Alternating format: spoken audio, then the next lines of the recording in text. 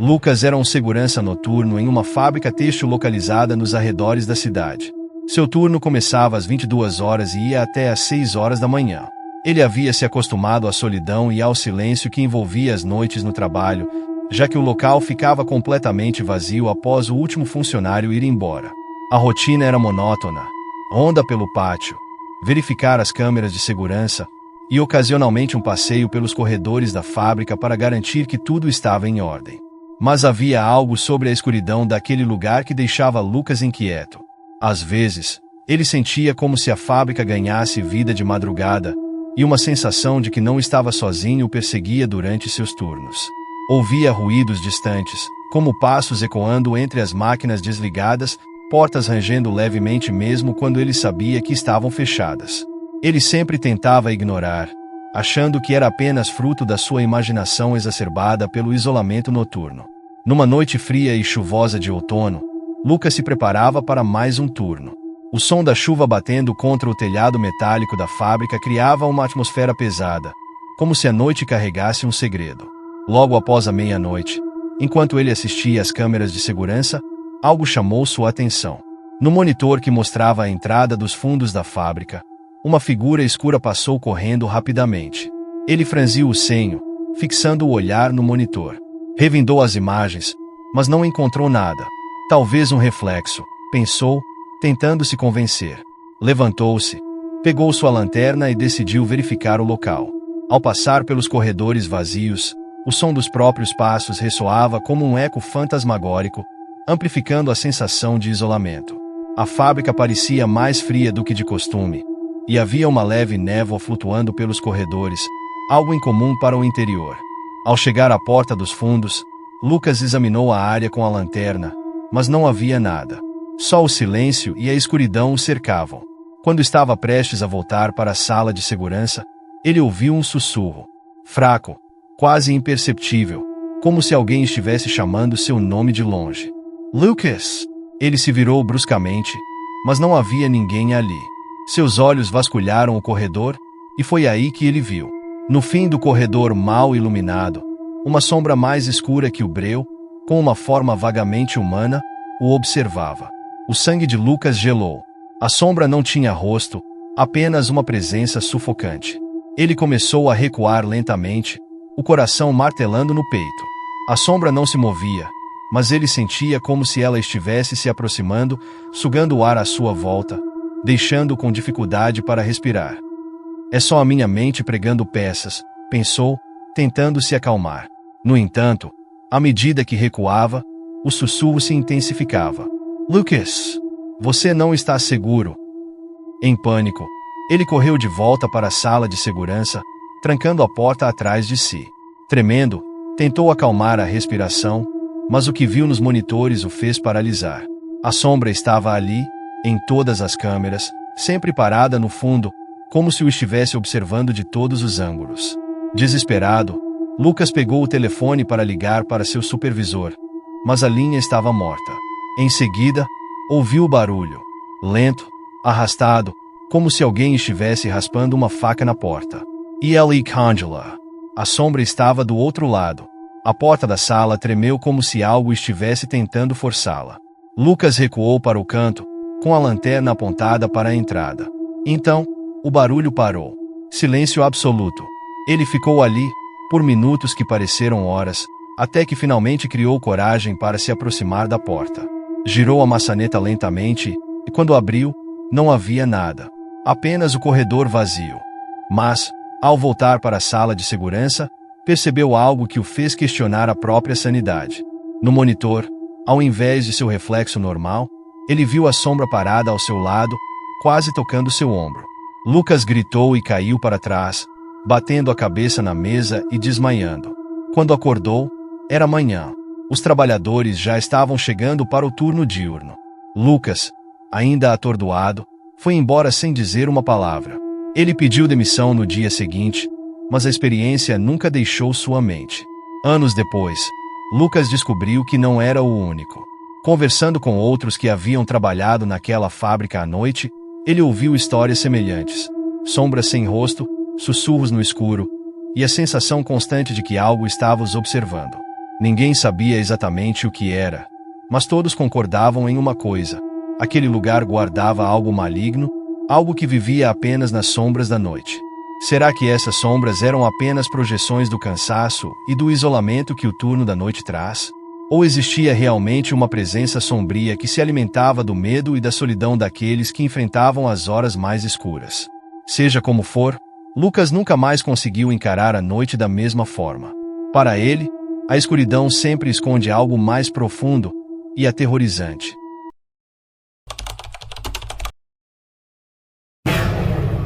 Mariana trabalhava como atendente em uma farmácia 24 horas, em uma avenida movimentada durante o dia, mas deserta à noite.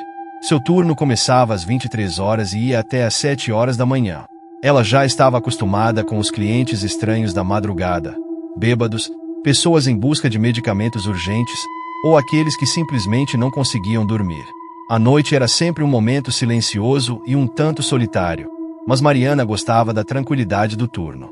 No entanto, naquela noite de sexta-feira, algo parecia diferente. A cidade estava especialmente silenciosa. Não havia o som habitual dos carros passando esporadicamente, e até mesmo o ar parecia mais pesado. Por volta das 3 horas da manhã, enquanto ela organizava as prateleiras dos remédios, um barulho chamou sua atenção. Um leve som de passos, como se alguém estivesse andando do lado de fora da farmácia. Ela olhou para a porta de vidro, mas não viu nada além da rua deserta. Pensou que talvez fosse só o vento, ou até mesmo algum morador de rua passando. Tentou voltar à rotina, mas os passos continuaram, agora mais próximos e mais lentos. Mariana sentiu um arrepio subir pela espinha. Algo estava errado. Decidiu ir até a porta para checar. A rua estava completamente vazia, exceto pelo poste de luz que piscava incessantemente. Mariana olhou para a avenida escura, tentando encontrar alguma explicação para o som. Então, no canto do seu campo de visão, ela viu, na parada de ônibus, a cerca de 50 metros da farmácia, uma figura estava sentada, imóvel. Era estranho ver alguém ali àquela hora, já que os ônibus haviam parado de circular há horas. A figura estava inclinada para frente, com o rosto escondido pela sombra do capuz de um casaco grosso. Algo na postura da pessoa parecia errado, como se estivesse quebrado. Mariana sentiu um nó na garganta, mas forçou-se a ignorar a sensação de desconforto. Voltou para o balcão e continuou a organizar os itens, tentando esquecer o que tinha visto. O tempo passou, mas aquela sensação de estar sendo observada não a deixava em paz. Ela olhou novamente para a parada de ônibus. A figura ainda estava lá, mas agora estava de pé, encarando diretamente a farmácia. Mariana prendeu a respiração. O que aquela pessoa estava fazendo ali, parada, olhando para ela no meio da noite? Sua mente começou a correr com possibilidades. Um cliente perdido? Um assaltante? Ela verificou se as portas estavam trancadas e respirou aliviada ao constatar que estavam. Decidiu que, por segurança, ficaria atrás do balcão até o amanhecer. Enquanto tentava distrair a mente, o telefone da farmácia tocou, o que a fez pular de susto. Mariana atendeu com a voz trêmula. Farmácia 24 horas, boa noite. Do outro lado da linha, uma voz sussurrante e distorcida apenas dizia: você está sozinha. Não está. O coração de Mariana quase parou. Ela desligou o telefone imediatamente, olhando ao redor com olhos arregalados. Quem faria uma piada dessas? Pensou, o medo já se espalhando como uma corrente fria por seu corpo. Ela olhou novamente para a parada de ônibus. A figura havia desaparecido. O telefone tocou de novo.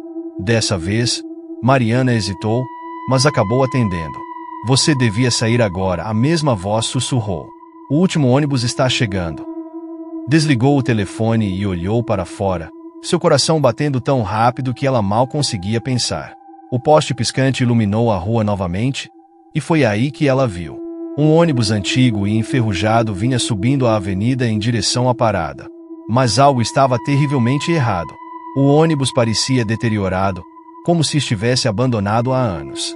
As luzes piscavam, e as janelas estavam sujas e quebradas.